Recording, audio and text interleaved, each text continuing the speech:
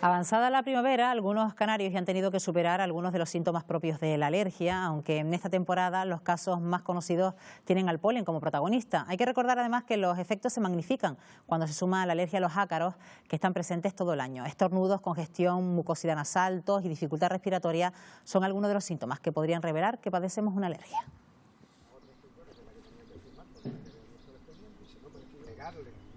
Un tema en el que vamos a insistir en los próximos minutos con Víctor Mateu, que es alergólogo del Hospital Universitario de Canarias. Doctor, ¿qué tal? Muy buenos días. Buenos días. Gracias por visitarnos esta mañana. Un placer. Bueno, ¿cómo se está comportando la alergia? Estamos en la alergia, la primavera. Estamos prácticamente en el Ecuador de esta estación y no sé, por lo que ha podido percibir en la consulta, ¿qué tal se está comportando respecto a temporadas anteriores? Bueno, respecto a los pólenes, la verdad que un poquito más leve. Se ha notado que ha llovido poco, entonces los pólenes más habituales de esta época pues tampoco están teniendo picos altos de polinización, con lo cual más o menos bien con respecto a los pólenes.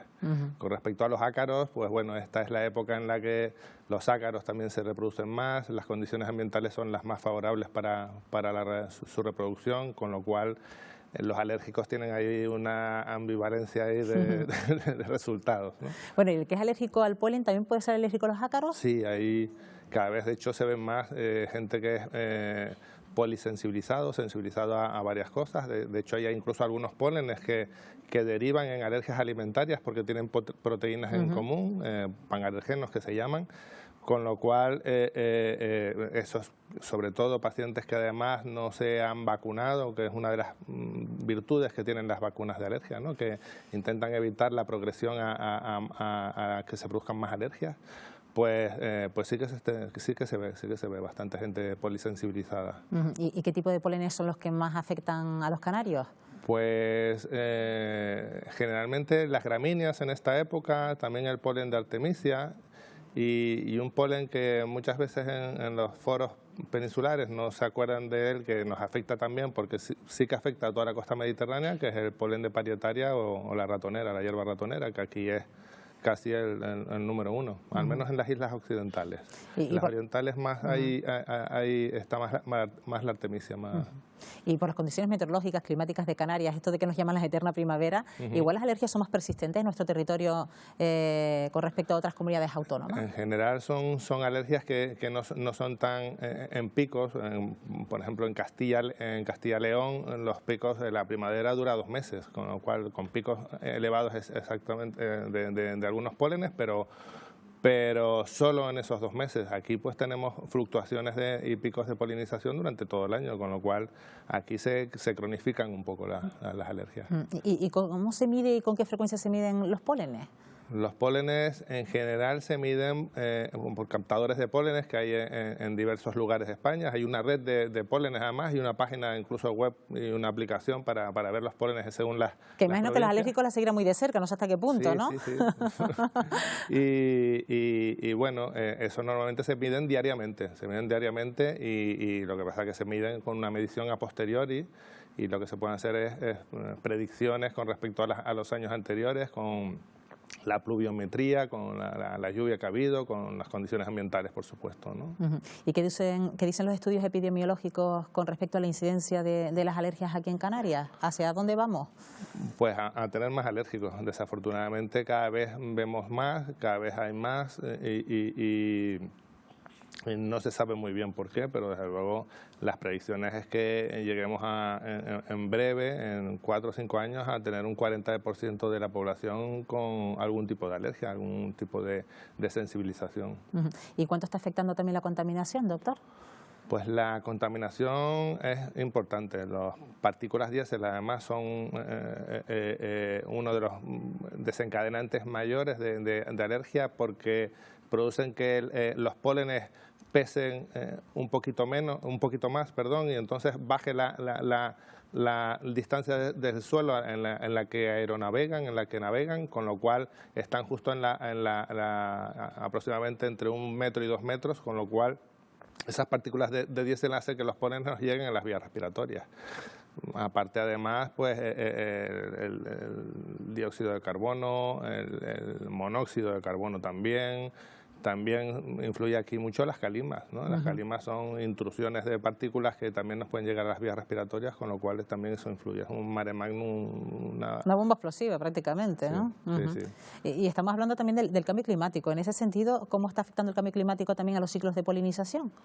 Pues cambia por muchas causas. Cambia por la polinización no solo de navegantes, sino la polinización también por la menor cantidad de insectos que hay, la menor cantidad de abejas, por ejemplo. Aquí que era un lugar donde había abejas por todos lados, pues ahora ya hay abejas muy pocas, los abejones de toda la vida, casi vamos, el que lo ve pues dice es un hallazgo, le hace una foto claro. y la sube a las redes sociales. La verdad es que sí. Porque afecta mucho a eso y afecta mucho también a que las primaveras, por ejemplo, se adelanten. Ya aunque oficialmente sean en marzo, pues, pero muchas veces se adelantan y en determinados lugares además hay pólenes ya que son pólenes que polinizan en invierno, invernalmente. Nos llama la atención como estamos viendo cada vez más personas que pasean por la calle, que hacen ejercicio al aire libre con mascarilla, que parecía propio de otras latitudes. Esto se está convirtiendo en algo muy frecuente. Además, pues, ¿lo recomiendan los especialistas? Desde luego. Ante cualquier situación en la que haya mayor cantidad de partículas en el ambiente, desde luego, en lugares como en la península, en Granada, en Jaén, donde el polen de olivo en esta época además está polinizando, no es raro encontrar a gente con mascarillas, como en otros países por la contaminación. En Canarias cada vez lo estamos viendo más y yo creo que es recomendable porque desde luego disminuyes la cantidad de partículas que entran en las vías respiratorias. ¿Y cómo se puede distinguir una alergia de un resfriado? Porque mucha gente puede decir, bueno, tengo cierto moquillo, puede que sea alérgico. ¿Cómo podemos diferenciarlo? Bueno, a veces es difícil, ¿no? Pero desde luego la persistencia de los síntomas,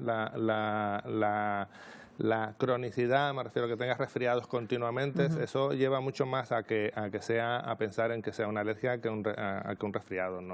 Generalmente no estamos enfermos continuamente, con lo cual un alto porcentaje de ellos serán síntomas alérgicos. Además, pues a veces en los resfriados además tienes a veces algunas febrículas, algunas décimas de fiebre, y afectan más a otras vías respiratorias también. Y en cambio la alergia pues muchas veces se centra solo en la parte de las vías aéreas superiores. Bueno, ¿cuántos alérgicos también pasarán desapercibidos? Porque a lo mejor no achacan ese tipo de síntomas a una alergia en sí, ¿no? Pues muchos. Y muchos infravaloran además. Muchos llegan a la consulta porque insiste su madre, su padre, su hermano, su marido, su pareja, y ellos no ponen importancia y después hacen las pruebas y realmente tienen una alergia importante o una afectación incluso de la vía nasal o de la vía respiratoria que se mide con mediciones de función pulmonar y función nasal, mucho mayor que la que ellos aprecian. ¿Y cómo se ha avanzado en el diagnóstico? Pues con el diagnóstico pues nos basamos básicamente en las pruebas cutáneas, a veces también pruebas de función nasal como la rinomanometría o de función bronquial como la espirometría, y esos son datos bastante objetivos que no interfieren mucho en lo que nos diga el paciente.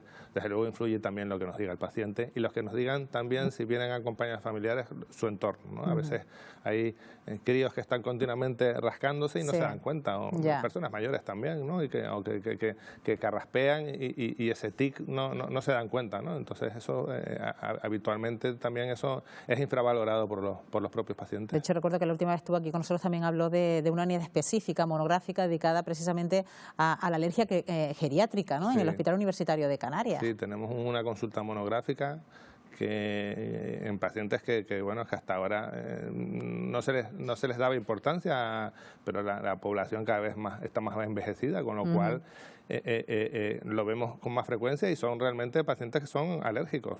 No es un porcentaje elevadísimo, pero sí que requieren unas medidas específicas por la polimedicación que tienen generalmente. ¿Y se nace con alergias, se adquiere a lo largo de la vida, puede desaparecer también, igual que aparece, desaparece? Hay algunas alergias que son transitorias, lo vemos mucho en los niños, a veces también en los adultos, pero desde luego que la susceptibilidad para tener alergia se nace con ella, pero desde luego las condiciones ambientales o las condiciones naturales, el desarrollo de la vida, pues hace que puedan surgir o puedan desaparecer. Lo vemos también mucho con la alergia a los medicamentos. Hay alergias a medicamentos que o reacciones con medicamentos que pueden ser asociados igual a alergia, pero que en ocasiones vemos con el paso del tiempo que desaparecen. Hablaba usted de la importancia de la vacuna. ¿La vacuna prácticamente es también para toda la vida o también acaba desapareciendo? Bueno, el problema con el sistema inmunitario en la parte del IgE es que no produce una memoria, no tiene linfocitos, que son las células blancas de memoria en esa parte del sistema inmunitario, con lo cual tenemos que intentar entrenar a nuestro sistema inmunitario para que responda ante eso. Entonces, en algunas ocasiones, incluso cuando suspendemos las vacunas, recidivan los síntomas y los propios pacientes incluso te lo solicitan. Yo quiero seguir con la vacuna porque realmente cada vez que la dejo, claro, mejora su calidad de vida. Pues Víctor Mateu, una vez más, gracias por visitarnos aquí en Buenos Días Canarias, alergólogo del Hospital Universitario de Canarias. Un placer. Buenos días. Hasta la próxima. Hasta la próxima.